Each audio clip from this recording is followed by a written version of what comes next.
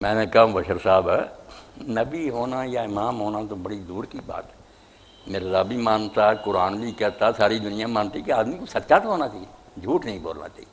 انہوں نے کہا بالکل ٹھیک، جھوٹ بولنا تو منہ کھانے کے برابر ہے۔ مرزا صاحب نے لکھا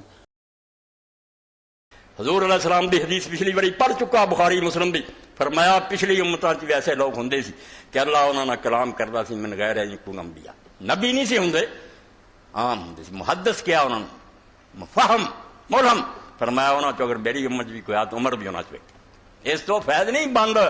اور اتنے بھی دجل تو کم لیا۔ اب بچے کئی ہے جنہوں نے واہ پیندا رہندا ہے جہاں نام رہا نا، انہوں نے گل کرنے آگے کہ حقیقت الوحی لکھی اس غلامہ میں، اور کیا کہ مجدد عرف ثانی رحمۃ اللہ علیہ شیخ احمد سرہندی مکتوبات لکھ دے کہ اس امت بھی مکالمہ مخاطبہ لائے جاری، اللہ نے ایک بندے نہ کلام کردا، اور جہد نہ زیادہ کلام ہوئے وہ نبی ہوگا۔ اے دنیا دے کسے مرضی نو آکھو بے مجدد صاحب اگر لکھا نا زیادہ باتاں جس بڑی نہ نبی ہے تو کر کے کھا، تو جھوٹ بول رہا ایڈا دجال اور کذاب کے شیخ تے الزام لاؤن دیا، شیخ احمد سرہندی تے کیوں دے زیادہ کلام جس بڑی نہ ہوئے نبی ہوندا، بالکل غلط فرمایا۔ محدث ہوندا، انہوں محدث دین دی زبان کیا جاتا۔